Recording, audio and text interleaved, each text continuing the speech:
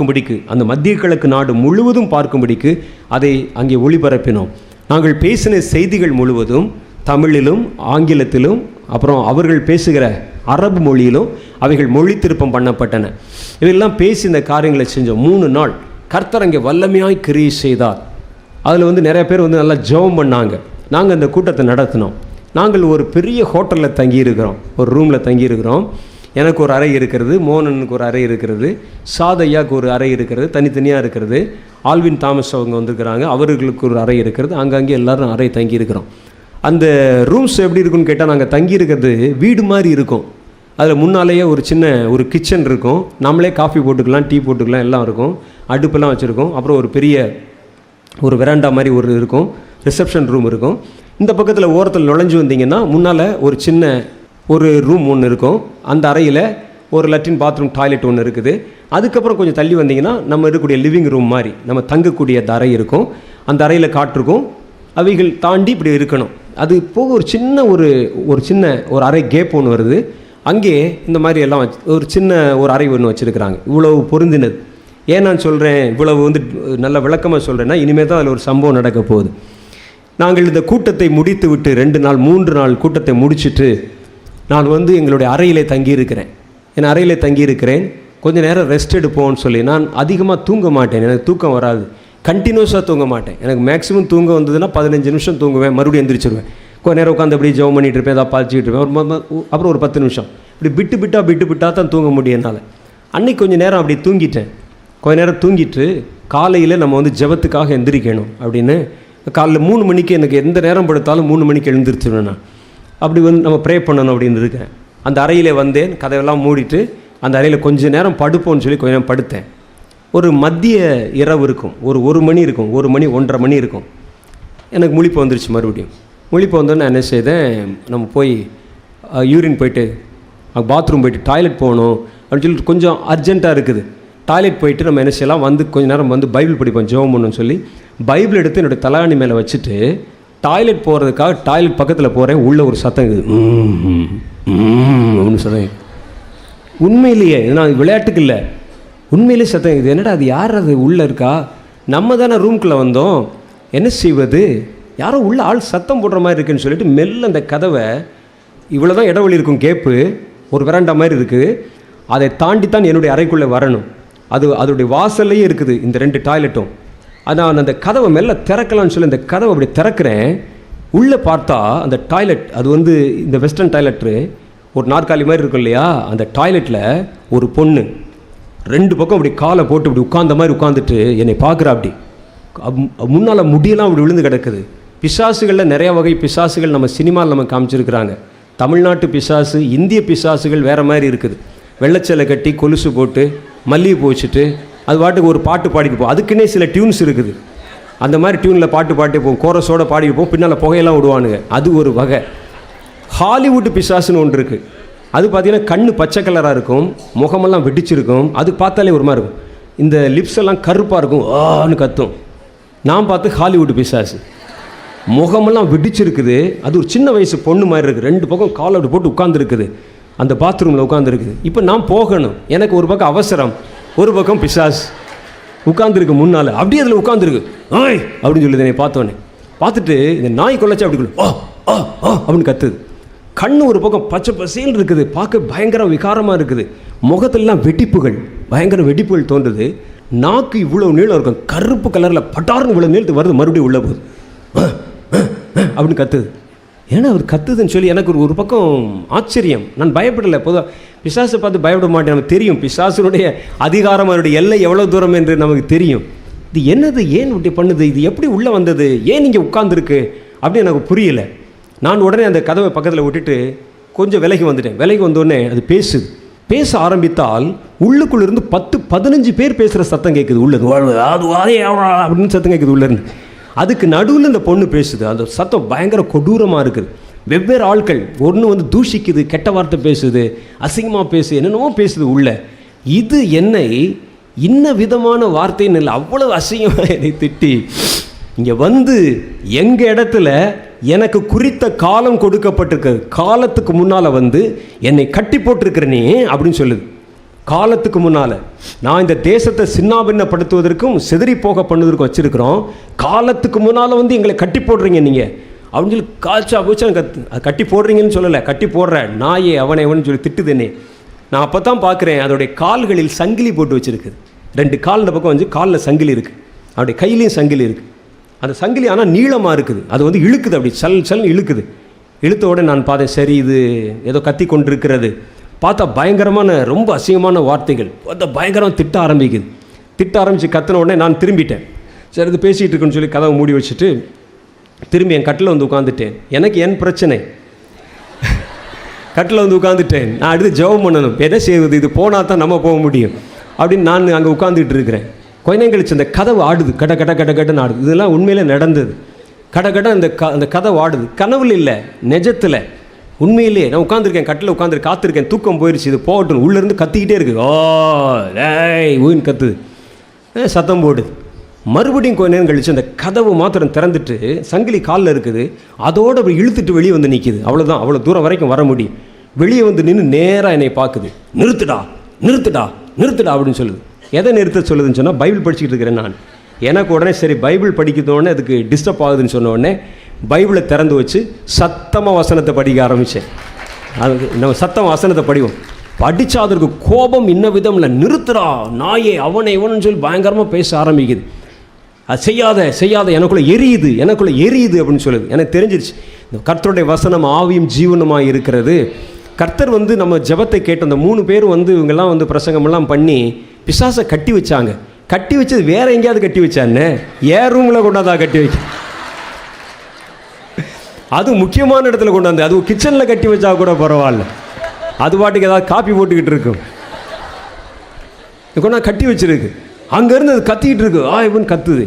கத்திட்டு மறுபடியும் நான் சத்தமாக படிக்கிறேன், நிறுத்துறா நாயே அப்படின்னு கத்துது. மறுபடியும் நான் அது சத்தமாக படித்த உடனே அது காலில் பார்த்தா ஒரு செருப்பு போட்டு இருக்குது. காலில் இருக்கிற செருப்பு எடுத்து என் மேலே வந்து விட்டு வேகமாக எரிய ஆரம்பிச்சா நான் கொஞ்சம் ஒதுங்கி கொண்டேன். மேலே ஜன்னலில் வந்து அந்த செருப்பு மோதி கீழே விழுது. மறுபடியும் நான் சொன்னேன், பொல்லாத பிசாசே, இதுதான் உனக்கு கடைசி சந்தர்ப்பம், உன்னை இதுக்கு மேலே வச்சா நான் சுட்டெரிச்சிருவேன், கர்த்தர் எனக்கு அதிகாரம் கொடுத்துருக்கிறாருன்னு சொன்னேன். உள்ளே போ அப்படின்னு சொன்னேன்.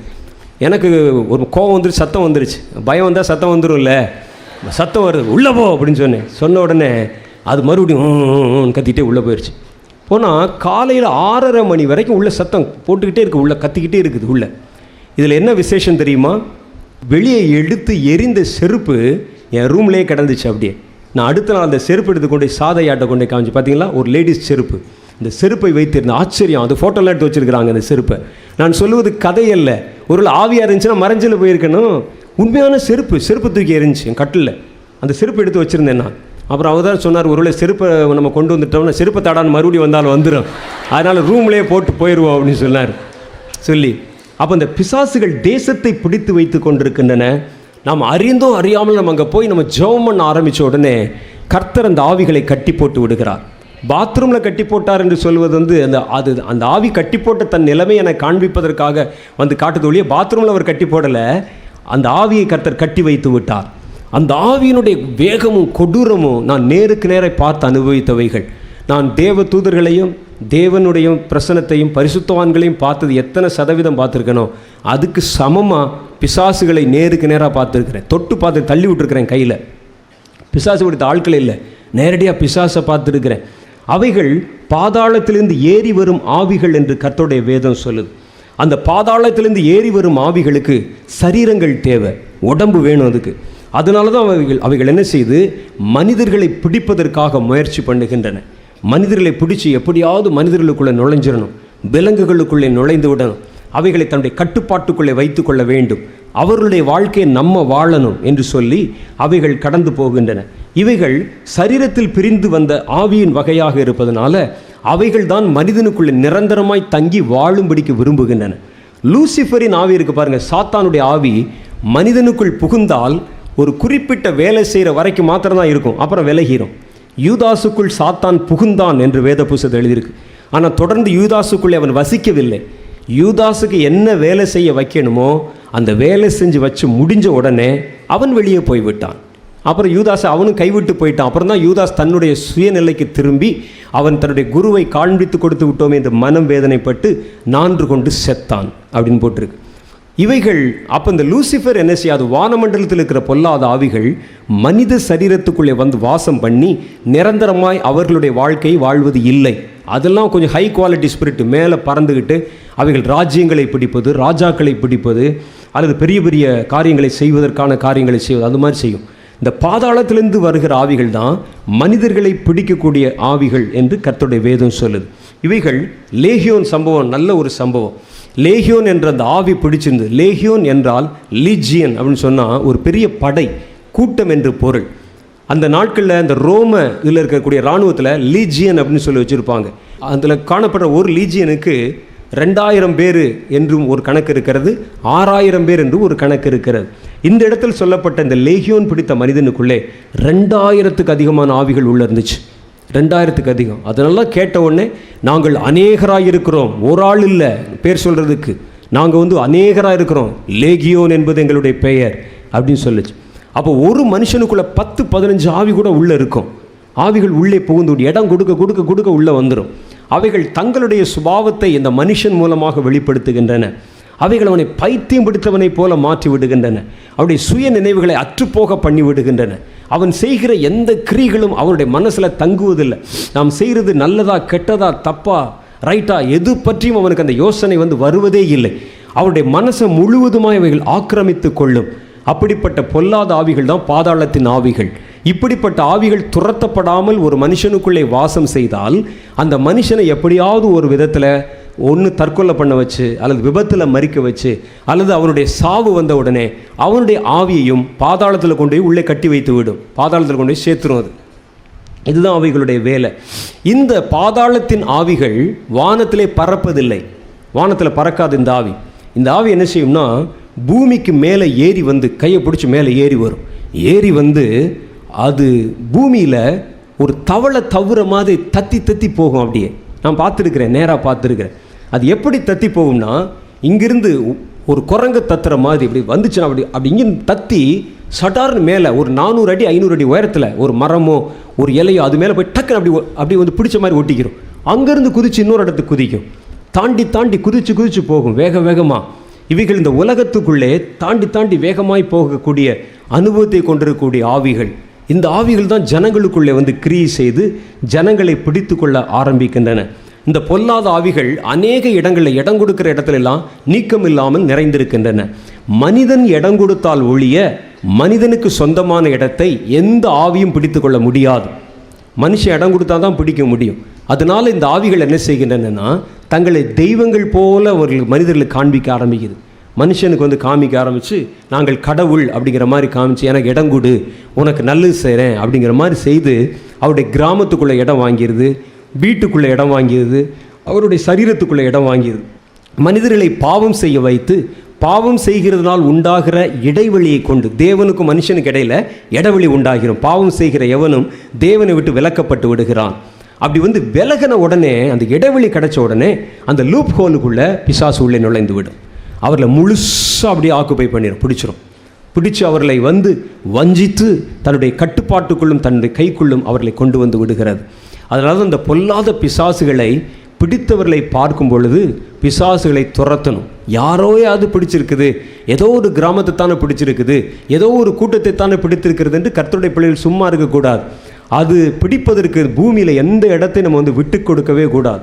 அவைகள் முழுவதும் துரத்தப்பட வேண்டும். அதற்காகத்தான் கர்த்தர் தம்முடைய பிள்ளைகளுக்கு பிசாசுகளை துரத்தும் வரங்களை கொடுத்திருக்கிறார். பிசாசை துரத்துற வரம் பிசாசு பிடித்த மனிதனுக்கு மாத்திரம் இல்லை, பிசாசை எங்கெங்கெல்லாம் நீங்கள் பார்க்குறீங்களோ அங்கங்கெல்லாம் நீங்கள் அவைகளை துரத்த வேண்டும். அதற்காகத்தான் கர்த்தர் அவர்கள் அழைத்திருக்கிறார். அப்போ இந்த ஆவிகள் என்ன செய்யுதுன்னா, இந்த ஆவிகள் இந்த பூமியில் இருக்கக்கூடிய மனிதர்களை தேவனுக்கு விரோதமாக பாவம் செய்கிறவர்கள், வானமண்டலத்தில் இருக்கிற பொல்லாத ஆவிகள், பொல்லாத ஆவிகளின் சேனைகள், இவைகள் எல்லாம் ஒன்று கூடிக்கொண்டு தேவனுடைய ராஜ்யத்திற்கு எதிராய் கிரியை செய்ய போகுது. இவைகள் எல்லாம் 3 பேர் சேர்ந்த ஒரு கூட்டணி. கீழே பாதாளத்தில் இருக்கிற ஆவியும் வானத்தில் மிதந்து கொண்டிருக்கிற வானமண்டலத்தின் பொல்லாத ஆவிகளுக்கும் லிங்க் இருக்குது. லிங்க்கு பூமியில் இருக்கக்கூடிய மனிதர்கள், கொடிய மனிதர்கள் தோன்றுவார்கள், அவர்களுக்கும் ஒரு லிங்க் இருக்குது. இது 3 பேரும் சேர்ந்து தான் கடைசி நாளில் அருமகெதோன் யுத்தத்தில் ஆண்டவராகிய தேவனுக்கு விரோதமாக எதிர்த்தின்று ஒரு பெரிய கூட்டமாக வந்து பரலோகத்துக்கு விரோதமாக அவர்கள் கலகம் பண்ண அவர்கள் ஆரம்பிப்பார்கள். அந்த யுத்தத்தில் இவங்க 3 பேர் தான் வருவாங்க. அதனால் இது 3 ஒன்றோடு ஒன்று ஐக்கியம் வைத்து ஒன்றோடு ஒன்று சம்பந்தம் வைத்து திட்டங்களை தீட்டி காரியங்களை செய்வதற்கு எல்லாம் அதிக முனைப்போடு காரியங்களில் அவைகள் செயல்பட்டு கொண்டு வருகின்றன. லூசிஃபரின் ஆவிகள் வானமண்டலத்தில் மிதந்து கொண்டு தேவ தூதர்களை குறிவைக்கின்றன. தேவ தூதர்கள் மனிதர்களுக்கு செய்தி கொண்டு வர்றாங்க பாருங்க, அதை கொண்டு வர விடாதபடிக்கு அவைகளை தடுத்து நிறுத்துகின்றன. அங்கே வரக்கூடிய செய்திகளை அவைகள் குழப்புகின்றன அல்லது மனிதர்களுக்கு வந்து சேரக்கூடாதபடிக்கு அவைகளை தடை செய்கின்றன.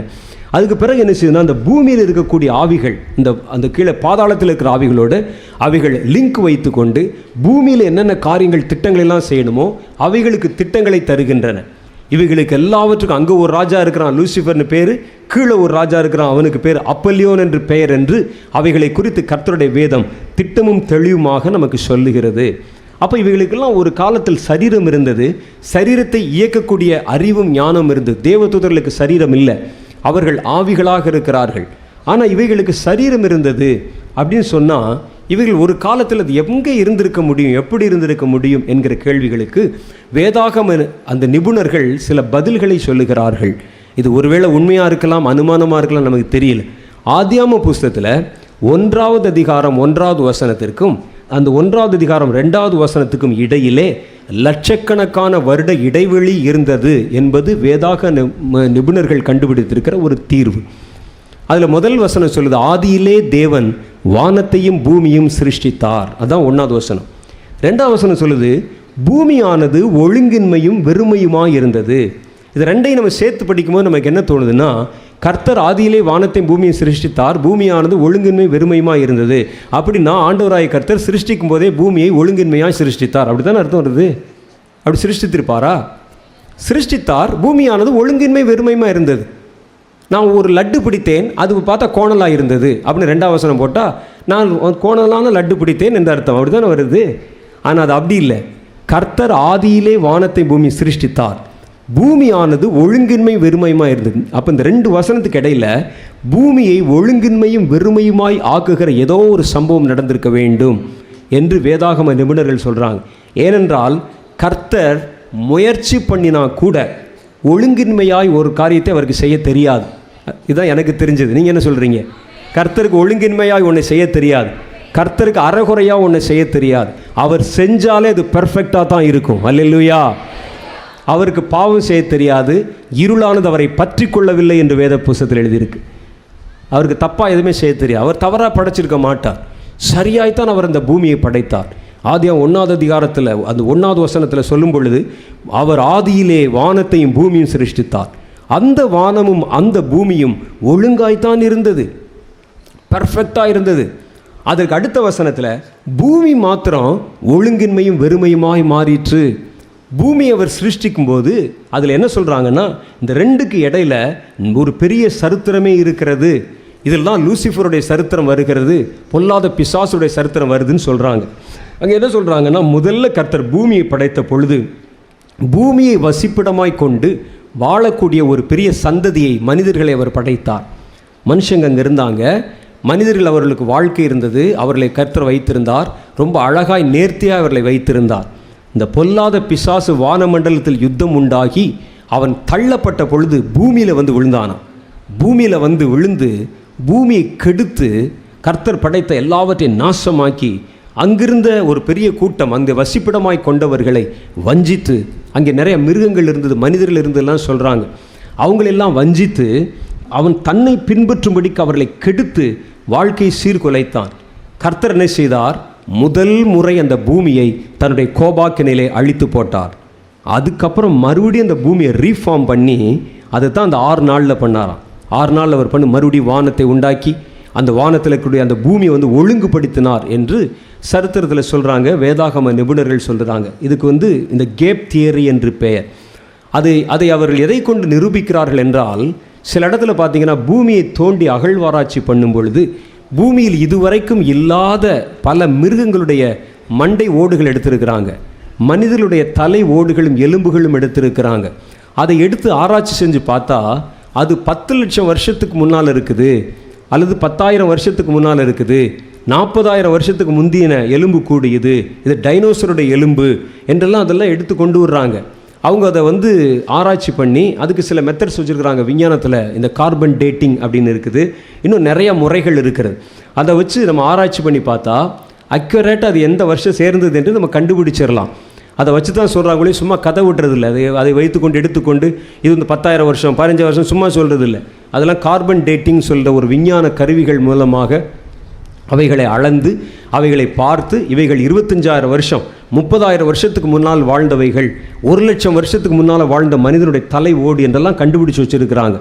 ஆனால் வேத புஸ்தகத்தில் கர்த்தர் இந்த பூமியை உண்டாக்கி மனிதர்களை சிருஷ்டித்த வரலாற்றிலிருந்து ஆதாமுடைய சரித்திரத்திலிருந்து இன்னைக்கு வரைக்கும் நீங்கள் எடுத்து பார்த்தா இது 6,000 வருட சரித்திரத்தை தான் சொல்லுகிறது. 6,000 வருஷம்தான் ஆகுது. ஆதாம் படைக்கப்பட்டதிலிருந்து இன்னைக்கு வரைக்கும் இருக்கிறது 6,000 வருஷம். 6,000 வருஷம் வரைக்கும் இருக்கக்கூடிய இந்த பூமி தான் நம்ம பார்க்குற பூமி தான் முதல் பூமி என்று இருந்திருந்தால், இதுக்கு முன்னால் 25,000 வருஷத்துக்கு முன்னால் 30,000 வருஷத்துக்கு முன்னால் செத்துப்போன மண்டை ஓடுன்னு எடுத்து காமிக்கிறானே, இதெல்லாம் யாருடைய மண்டை ஓடு? இவங்கெல்லாம் எப்போ வாழ்ந்தார்கள்? இவருடைய சரித்திரம் என்ன? இவங்க எங்கே ஜீவித்தாங்க? இது நமக்கு தெரிவதில்லை. இவர்களெல்லாம் மரித்து போனார்கள். இவர்களெல்லாம் முழுசாக ஒரு பெருவெள்ளம் வந்ததை போல கர்த்தர் ஏதோ ஒரு ரூபத்தில் இந்த உலகத்தை முழுசும் அழிச்சு போட்டார். அழிச்சு போட்டு அதுக்கு பிறகு புதிதாக மனிதர்களை இங்கே உருவாக்கினார் என்று அவங்க சொல்கிறாங்க. அப்படி அழிக்கப்பட்ட பொழுது அதில் மரித்த அந்த மனிதருடைய ஆவிகள், கொடிய மனிதர்கள், அவங்களாம் பார்த்தா ராட்சசர்கள் மாதிரி இருப்பாங்களாம் அந்த காலத்தில் அப்போ இருந்தவங்களாம். ஏனென்றால் அதற்கெல்லாம் இப்போ சரித்திரபூர்வமாக சயின்டிஃபிக்காக நிறைய நிரூபணங்கள் வைத்திருக்கிறாங்க. இந்த நியாண்டர்தால் மனிதர்கள் அப்படின்னு சொல்கிறாங்க. அவருடைய கால் எலும்புகள் கை எலும்புகளை வச்சு பார்த்தா அவன் கிட்டத்தட்ட ஒரு 12 ஃபீட்டு 20 அடி உயரம் 12 அடி உயரம் இருந்ததாகலாம் சொல்கிறாங்க. அப்புறம் ஏட்டி அப்படின்னு சொல்லி ஒரு மனித இனம் சொல்கிறாங்க. அவர்கள் பனிமலை பகுதிகளிலே ஏட்டி என்ற இனத்தைச் சேர்ந்த கடைசி விலங்குகள் இருக்கிறதாகவும் அவருடைய அந்த சுவடுகள் பாதச்சுவடுகள் கிடைப்பதாக கூட அடிக்கடி செய்தித்தாள்களில் இப்போ கூட உங்களால் படிக்க முடியும். அவங்க எப்படி இருப்பாங்க கேட்டால் மிருகம் மாதிரி இருப்பாங்க, பெரிய குரங்கு மாதிரி இருப்பாங்க மனிதர்கள். அவங்க பெரிய பெரிய கால் இருக்கும், பாதம் இருக்கும் அப்படின்னு சொல்கிறாங்க. அது பேர் ஏட்டி அப்படின்னு சொல்கிறாங்க. நியாண்டர்தால் மனிதர்கள்னு சொன்னாலே அவர் ராட்சச பிறவிகளாக இருந்து இதெல்லாம் கண்டுபிடிச்சிருக்கிறாங்க. கண்டுபிடிச்சு அவருடைய எலும்புகள் எல்லாம் எடுத்துருக்கிறாங்க. ஒரு கால் எலும்பை எடுத்து வைத்து கொண்டு பார்த்தால், ஒரு கை எலும்பை எடுத்து வைத்து கொண்டு பார்த்தால், அதனுடைய நீளத்தை வச்சு பார்த்தாலே ஒரு மனுஷனுடைய சரீரம் எவ்வளோ உயரம் இருக்குன்னு தெரியும். எல்லாருடைய சரீரத்தின் உயரமும் அவனுடைய கையில் 8 ஜான் இருக்கும். நீங்கள் வேணால் அளந்து பாருங்கள், வீட்டுக்கு போய் அளந்து பாருங்கள். அளந்து பார்த்தீங்கன்னா உங்கள் கை அளவு எவ்வளவோ அதில் 8 ஜான் இருக்கும். அதில் அதே மாதிரி சரீரத்திற்கு சில அமைப்புகள் இருக்கிறது. ஒரு மனுஷனுடைய இந்த மூக்கு இப்படி இருந்துச்சுன்னா எவ்வளோ தூரத்தில் கண் இருக்குன்னு சொல்லி ஒரு கணக்கு இருக்கிறது. இந்த டிராயிங் பண்ணுறவங்களுக்கு படிக்கிறவங்களுக்கு இந்த அனாட்டமி சொல்லி கொடுப்பாங்க. இதை தமிழில் சாமுத்திரிகா லட்சணம் சொல்லுவாங்க.